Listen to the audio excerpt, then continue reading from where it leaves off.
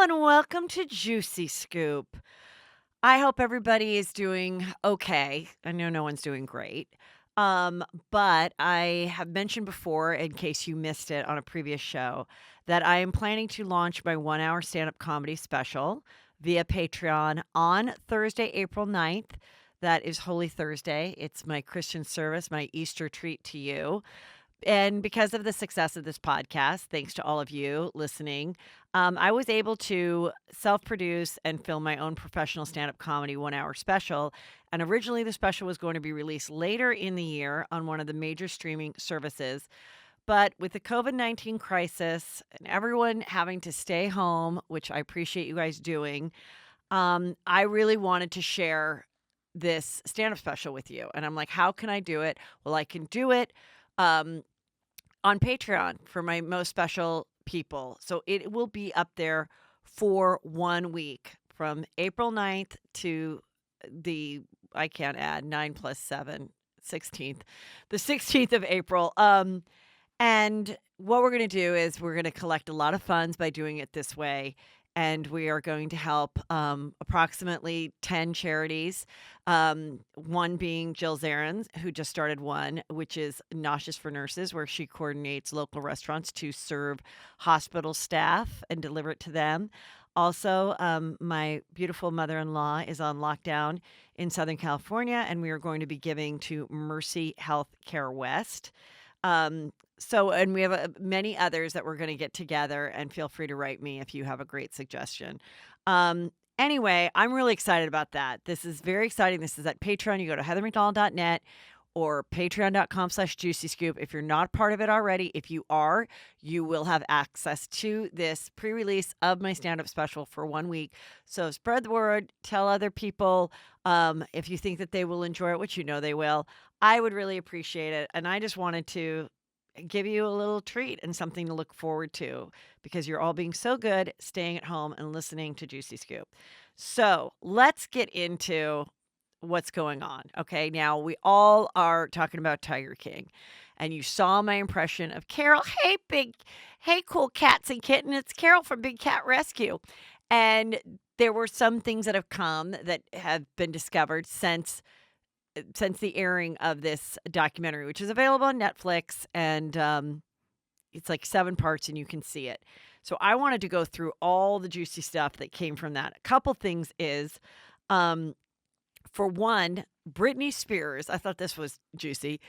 There is a photo going around the internet of Britney Spears when she did that famous snake video, or I think it might have been at an award show, and Doc, who is the other guy that has his own exotic zoo with his multiple wives, supposedly, he's in the background with a tiger and her. Then, sitting next to Britney Spears at an awards ceremony, don't know if it was the same awards ceremony, is in fact Carol. Carol is sitting right next to Britney Spears. Now, as you know, Carol is Joe Exotic's nemesis because she started what she calls Big Cat Rescue. And that really is what shut down his business for his private zoo, in which he, charged people to come and pet these little cubs. But a lot of people find her very hypocritical because in episode 3 of this series, this other character says, "Oh, let me show you this VHS tape from 1996 that Carol put together, teaching other people how they could make a wild tiger be domesticated." And one of the main things is pulling them immediately from their mother, right when they're born, and acclimating them to humans. So for her then to go on, it seems hypocritical. But the biggest juice is, did she in fact kill her second husband, Don? Who, one of the things that she said, which I forgot to throw this in my video, which I hope you're going to my YouTube, it's on there. It's on TikTok. It's at Heather McDonald on Instagram. That I did a cooking with Carol segment, and I forgot to mention that tigers love sardine oil. They do. It's not cologne, Joe. So did she put sardine oil on her husband? She claims he went missing because every month he'd go to Costa Rica. And what Kelly wants me to make sure that you know, because she has been doing her research on this, and we're going to get into a lot more things that she found post the world watching this documentary, um, is that the husband, Don, would go once a month to Costa Rica during her period. Okay. So he was a womanizer. He clearly was seeing other women and also just such a dickish thing. Like, really, you have to leave during my period. But also I think gives her a motive to being like really growing some hatred and resentment for someone. Um, but she says, he disappeared. Who knows where he went? He had dementia. She claims he had dementia. Other people said he didn't. And Kelly found all these great um, tweets, which I thought were really interesting from the guy who did there is a Tiger King podcast. And this is a different person than who worked on the documentary. So a different perspective if you want to get more. But he went on a tweeting rant, and we screen grabbed some of these, and I'm going to read them to you, which I thought were so interesting. His name is Robert Moore, Moor. But he says, one, Joe did not write or sing those country songs. It was an outfit called the Clinton Johnson Band. Joe just sang softly over the top of the vocal track, which is interesting. A lot of people wondered because they're pretty good songs. So a lot of people were like, wow, he is kind of talented. Well, now you know the truth. Also, when Joe's cats died, a lot of them got sold to this strange bone museum in Oklahoma City, where they then were sold somewhere else. Whether they were sold, whether they got sold somewhere else is anybody's guess. So that's weird. He also said, Eric Good, the documentarian, is a quirky character in his own right. So he talks a little bit about that. There's a New York Magazine article there, which I'm not going to really get into that, but you can look into that one. This I thought was really juicy. Before Joe married John or Travis, who were his two husbands, he married another young straight guy named J.C. Hartpiece. Hartpence later served time in prison for molesting a young girl and is now serving life in prison for first-degree murder. So, and when David Spade recently interviewed John Henley, what's his name? John Finley, who now has a nice set of chompers. He said that he'd like Channing Tatum to play him, which I think could be a good fit. He was very nice, and David was very respectful in the interview. But he said, no, he's with his fiance now, who's a female. He's getting all his tattoos that say Joe's name on it removed or changed into something else. And he said, we were never legally married. So that's another little tidbit there. Okay. Robert Moore continues with his tweets. One night in 2015, Joe and I were walking through the Walmart when a portly, bespectacled, meaning glasses, young gay guy walked up, shook Joe's hand, and thanked him for being the only out and proud gay man for many miles when he was showing up. That kid was Josh Dial. How do you say that? Dial. Anyway, he was later ran Joe's political campaign, and I'm the one that said he was like the most normal together person and not on drugs in this show. The other person that we talked about was Saf, who is the person who got mauled by the tiger. He told me repeatedly that he is trans and prefers to be called Saf, not Kelsey, and uses he/him pronouns, so please do likewise. So that's a really good point because, this person was doing this, interviewing them before, it sounds like, before the documentary or during, and Robert really respected the fact that he was trans, but the documentarians didn't because after watching the show, I said she was a she because that's what I thought, and so that isn't very cool. Okay, now this is great. For a long time, Joe told everyone he was dying from prostate and bone marrow cancer. He raised money from his Facebook fans for his expenses. He showed me this horrifying photo as proof. I later learned he just had an infected prostate, dehydration, and a very bad outbreak of herpes. Unbelievable. A fake cancer story. I mean, when I think that this whole thing can't get me enough, it's a fake cancer story via, you know, Brooks from The Real OC. I mean, just when I think I have enough. What, Kelly? Also, I was going to say John Finley said that he left Joe, and then Joe told him he had cancer and showed him that picture, and that's how John Finley came back for a couple years. Okay, make sure we cut this part to okay. But just because there's a long pass. So, oh, Kelly just let me know that John Finley, his the husband that we saw featured with the no teeth, he said that he left him, but then came back to Joe Exotic because of this lie, saying he was dying of cancer. Also, there were stories that that Joe Exotic would supply John Finley with steroids, and then he would go into roid rage, right? And then beat up Joe Exotic too. So they had like a domestic violent relationship as well. Yeah. Okay. Also with this cancer lie, just like Brooks on The Real Housewives of OC, Joe Exotic used it to get Jeff Lowe, who was the other one of the main characters in this documentary, to be part of his business because he said, please invest in this business and help take it over because I'm dying of cancer. And Jeff Lowe said, yeah, I was sucked into this cancer lie as well, into getting in business with him. Um, Also, some people, this is another tweet from Robert Moore. Some people are asking what that weird warehouse James Garrelson, Garrettson, what is it? Garrettson was sitting in. That was a place he owned or owns called, wait for it, Tiger Liquidation.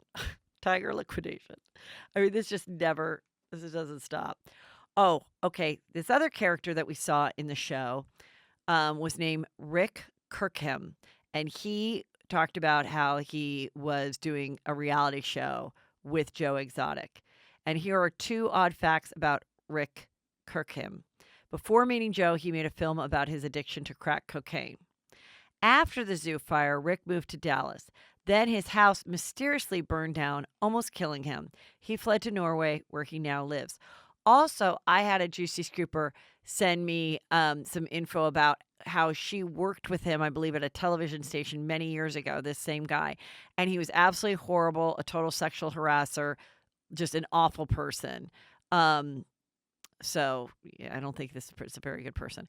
After Dawn Lewis, Carol's second husband, vanished, but before Carol married Howard, her third husband, she dated a guy named Jay Bakel. Bakel. In 2002, Jay filed a restraining order against Carol, which includes some bizarre and suspicious sounding details regarding Dawn's appearance. Okay, what? Did I say appearance? Regarding his disappearance. Um, okay, and here it is. He says on the phone. Let's say she told me that she would kick my ass out of there, whatever it takes.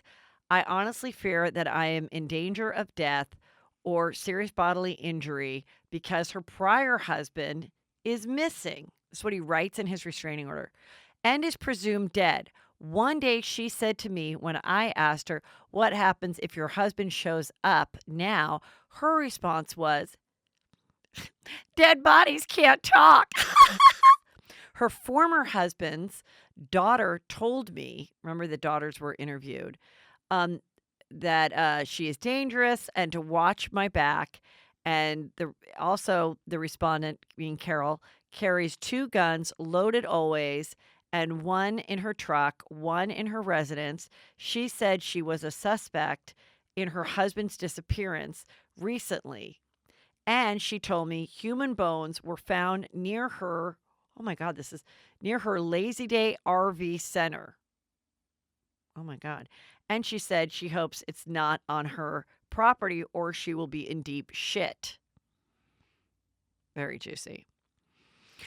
Um, also they said he says it was announced back in November that Joe Exotic Tiger King podcast from Wondery, his show, will be made into a mini series for Universal starring Kate McKinnon as Carol Baskin, but no announcement on who will play Joe. A lot of stars are into this, and look, everyone's thirsty for work, and they're pitching themselves to be, um, cast in this thing. I think there'll be this one, obviously, this miniseries, um, and Kate will have that part as Carol, not me.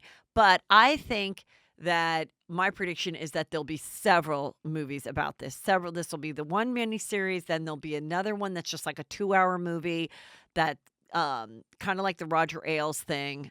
And then I think there'll be like another cheesier Lifetime. When when like do you guys remember, for the older people, one of the greatest is the Joey Buttafuoco story. And Joey Buttafuoco was having an affair with a underage girl, 16 years old, and she went to his house and shot his wife in the head, Mary Jo. And they called it the Long Island Lolita. And this was in the 90s. And it was a huge tabloid story. It was on the news every night, like OJ. And they made several TV movies from it. One from the perspective of the young girl, the little Amy Fisher. One from Mary Jo and Joey Buttafuoco, where they were totally innocent and their marriage is stronger than ever. And it's just this crazy girl. And then they did another one from the perspective of like the DA. So I believe that there'll be the way that a lot of people will get into making stories about this. This is my prediction, but it'll be of different perspectives and feature certain characters more than others. Like maybe we get a whole version of, one person's perspective of it or not. Um, okay, let's see. John asked me to take down the photo of his new teeth. That's John Finley, because photo of his new teeth so that okay. Anyway, he has new teeth. We know that about John Finley. Um, so then he gets into the details of in the documentary where he absolutely believes, because a lot of people are watching this documentary and saying I believe Rihanna, didn't she start a GoFundMe to get him out of jail? Or she's starting, maybe not a GoFundMe, but she's saying she wants, not Rihanna, sorry, Cardi B. Cardi B is pro Joe Exotic, and she has stated it on social media, and she'd like to see him freed. And he is saying, this documentarian, this podcaster, Robert Moore, is saying, no, 100%, there's so much evidence that places him in that he was absolutely had the intention of having Carol killed. The thing about murder for hire, we've all seen them on Dateline or whatnot, and they are so hard to prove because the person wasn't killed. And it's really terrible because I think it should carry just as much as a murder. Just because you were unsuccessful at it, if there's enough evidence to prove that this was absolutely your intention, then I think that should be enough. But I know that it's very hard because someone can always say, I didn't mean it, I was joking. They have to have so much. Oftentimes in these cases, they have the victim go and be seen, they entrap them with like an undercover hitman, and they actually have the person like have stage blood on them, and they actually show a dead photo of the person to the person that hired the hitman. And even then, those people have a pretty decent defense and sometimes get out of it. So it's very, very hard to prove. I don't know why it's such a difficult thing to get done when you're trying to have someone killed. So he also features a lot of the actual transcript of the investigation and the questioning of Mr. Glover, who was that Alan Glover who worked for him, and supposedly he was the one that he paid to have Carol killed. But then Glover said, "No, I just took the money and blew him off," and was like, "Oh, fuck you! Thanks for the $3,000. I'm not doing it." So there was a lot to that. So then he goes on to say, to anyone who came away from the Tiger King Netflix doc thinking that Joe was framed, please take a look at this secretly taped conversation between Joe and James, which was played at the trial. And these are not the words of an innocent man. So he shares that all in there. And let me see if there's anything else. I mean, there's just a lot. You should just follow. If you're interested, you could listen to the podcast, but also just follow Robert Moore, Moor, on Twitter. Oh, this was a good one. Okay, he said, When that's Jeff Lowe, who, by the way, he was the guy who was featured on the show, and he had a young wife named Lauren, and he said, "Oh, I'm going to hire," she was pregnant, and towards the end of the documentary, "and I'm only gonna get a hot nanny or something." Then they did a photo shoot with this girl that was gorgeous in a crop top and short Daisy Duke jeans holding the baby, and then Lauren was on the other side of him. But Kelly again did some research, and the girl is saying, "No, I was hired for the photo shoot, and I was hired to do the Instagram video, interview with David Spade, and she is not, in fact, the nanny." But anyway, he writes, when Jeff, that guy I'm just talking about, teamed up with Joe, one of their schemes was to buy the land next door and open a bisexual strip club slash petting zoo called Tigers and Dreams. Later, that plan changed into opening a drive-in movie theater. Jeff convinced a guy named Joe Barth to lend him some equipment to start construction. Then Jeff went and sold the equipment. Barth filed a lawsuit the next day. Barth's house mysteriously burned down. Very interesting. And this other person's house was burned down. Jeff Jeff Johnson used to be friends with Joe, this other guy. Then they had a falling out, and Johnson started an online campaign to expose Joe Exotic and Jeff Lowe to be frauds. Lowe and Joe both threatened Johnson online. He didn't back down, and then Johnson's house mysteriously burned down. And then didn't all that whole shed burn down with all the footage too? The Michael Jackson the alligators also was revealed, recently that the alligators that were at the petting zoo that really were not featured very much, they were Michael Jackson's alligators. I really wonder if that's true. Okay, because well, they say it is. They said the alligators were famous. My question is, how do you transport alligators from Santa Barbara all the way down to Florida? Don't they have to be kept in water and stuff? Well, still to Oklahoma. I don't know about that one. Anyway, they say in this thing, Tiger King is mostly about big cats, although the reptile residents of the park have a sad storyline in one of the episodes when their enclosure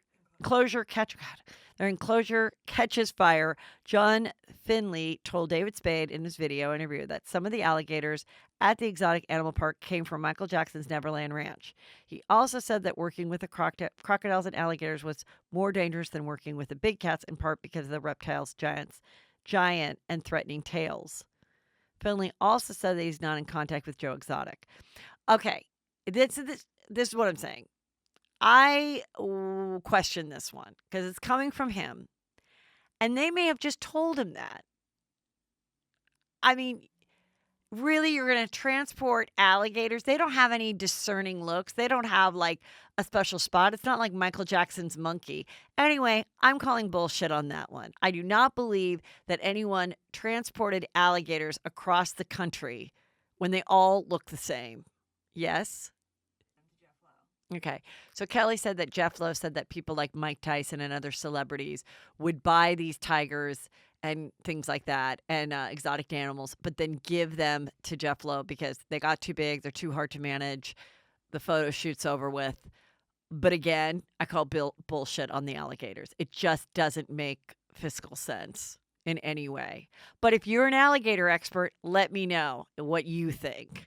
I think they told that and he believed it, or other people believed it, or maybe even Joe Exotic believed it, but I don't believe it. However, I do know where his merry-go-round is from Neverland Ranch, and I have ridden on it 2 places. Neverland Ranch merry-go-round was sold to I believe Sharon Sachs, the famous event party planner, and I rode on it along with Kris Jenner and Caitlyn Jenner at the time, who was Bruce, for Mason's first birthday party. And then that same merry-go-round also made an appearance at my school's Halloween carnival a couple years later.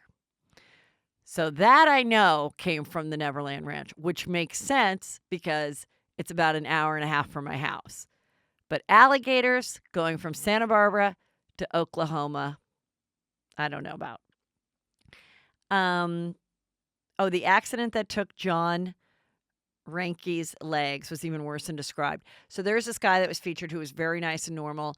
He had his legs were prosthetics from the knee down, but it was not from a tiger biting them off. He said he got in a horrible zip lining accident. According to this, they said no, it was a bungee cord accident, and he went falling and his crashing 55 feet, and also something, oh, a 6-inch metal stake pierced his colon and his stomach. Anyway, he was a nice, normal person in the show. Um, and then it said, petting the cubs has a dark side. Joe Exotic earns money by charging visitors to come to his exotic animal park to take photos cuddling with the big cat cubs. But directors and writers say that it was very bad, and most of the tigers we were around were subjected to cruelty. And we saw babies being torn from their mothers, which we also saw in Carol's 1996 VHS tape, and screaming. They'd get sick from being handled so much and get ringworm and mangy, and it was disturbing. That's sad. So, you know, just so much into this, along with my predictions. Um, okay, Vanderpump Rules. Watched it last night. I'm going to talk more about it on Patreon this Friday, patreon.com/juicy scoop, because I have some more inside thoughts, and I forgot to mention it last Friday. But it was kind of fun. They did this prank, and what happened was it was Jack's 40th birthday. And since they all have these cute houses near each other, Sandoval said, we can actually teepee each other's houses, which is so ironic now because, of course, this was filmed months ago. But just to see all that toilet paper go to waste was, it was like a very weird reaction that people were having watching it.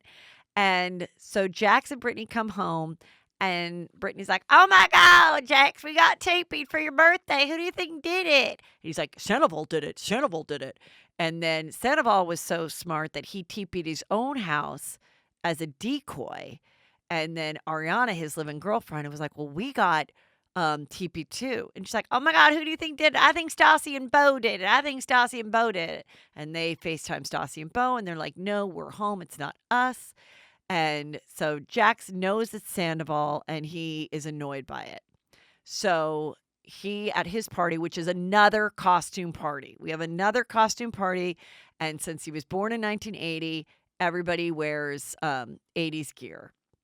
But they're drinking, and it's like 12 in the afternoon, and which is fine, but they get very drunk towards the end of this day. So Lala is there with her fiance Randall, and Randall's like, "I have the greatest prank idea for you guys. I have access to fake cops, fake cop cars, and everything since I'm a movie producer. I say we, crash the party tonight back at their house, and the two fake cops will arrest Sandoval and put him in the back of the fake cop car and scare him and say it's for vandalism." And they're like, "I love it, I love it." And Randall's like, "There's nothing I love more than pranking. I always do one big prank on every movie set." And I have to say, since I've hung out with Randall, he really does love doing these kind of things. And I told this story before, maybe on Patreon, but when we were all hanging out at BravoCon, Jill Zarin was getting texts from a number that she must have given her number to from somebody, but it wasn't like coded in her phone. And this person was like, "Hey, girl, I'm with Oprah and Gail, and they want to know where the parties are." And obviously, we knew it was a lie. We knew that, like, Jill at one point gave her personal cell phone number to somebody who's now trying to trick us to find out where we all are. Not me, like they're dying to find out how the McDonald's is. But anyway, so we were all at dinner, and Randall like had such a good time with it. He took the phone and started texting these people of like where we're going to be, and it's some club in Brooklyn, and you got to ask for Vinny at the door, and then we'll have one table and they can each bring one person, and going back and forth. So I do know that he like loves to do this. So they do it. It pulls off without a hitch. Sandoval's in the back of the cop car. The cops really look like real cops, not like stripper cops, but like actual like veteran cops. And then they're like, "Ha ha, we're joking." And he comes out and he seems to have a good attitude about it, Sandoval. But for some reason, Katie is like, "I don't think this is funny. I don't think this is a good joke at all. I think this went way too far. It was really scary to think who would fuck around with like possibly being arrested." And her husband Schwartz is like, "Oh my God, Katie, stop being such like a wet blanket. Like, stop it." And he gets so mean and he was pretty drunk and it gets pretty it's pretty disturbing, like, he's like, "That's why I don't wanna have sex with you," like, in front of everybody, and she's like, "Oh my god," and then p someone's like, "Well, some people are triggered by cop stuff more than others." I'm like, "What has Katie been arrested for?" I don't know, but, the episode was pretty juicy, and then Lala, like, got into her old Lala ways, which was kind of fun to see with Raquel, and Raquel stood up for herself, and, oh, this other part was Sheena goes and does, like, a YouTube video with one of the new guys, and he goes, "I'm here with middle-aged waitress Sheena Shea." And she's like, "Oh my god, am I middle-aged? Is 34 is not middle-aged." And I agree with you because that would mean you're dead at 68. So, no, 34 is not middle-aged technically, and she was very offended by that. And I guess there was, like, a marathon of Vanderpump on recently, and her former when she got married, she's now divorced, but when she got married a couple seasons ago, her wedding planner was featured on the show. And I guess the wedding planner was watching it and started to Instagram story parts that she was featured in, and she's ripping on Sheena, and she's like, "Oh, there I am carrying Sheena's shoes." Oh, what is it? Sheena's telling Lisa Vanderpump that she planned the whole wedding herself? Not exactly. I'm the wedding planner. So everyone's like, "Oh my god," and they're screen grabbing it and sharing it on the internet. And I have to say, not a great move, wedding planner. Okay, do you really wanna hire this woman knowing that, like, a couple years later, she might have a few drinks on a quarantine and just fucking rip on you on the internet and say that you were a diva? You know what? You deserve to be a diva. It's your wedding day, and you're filming it for a reality show, which all your co-stars are featuring in, and you probably know that you shouldn't marry this person in the first place because most people do know, unfortunately, when they have a starter marriage, that it probably isn't right. So, who knows what was going on with Sheena and the fact that she chose a two-piece, crop top wedding dress. Obviously, she wasn't right in the head at the time. So, cut her some slack, and, I just think that's very dumb. It reminds me of when this makeup artist went on YouTube to rip on Cardi B, and I'm like, "Really?" Basically saying she was a diva and she wasn't very nice when the girl arrived in the morning and she didn't like the eyeshadow colors that she chose. Really? As a makeup artist, you're gonna go tell the world that who's ever gonna wanna hire you again? Like, what? You can never be in a little bit of a bad mood and know that then this person's gonna go spill it on YouTube or put it on Insta story. So, if you're in that type of job where you're working with a celebrity, I would hold off before you really think about, what is sharing the scoop gonna really get me to?" That's my advice to you.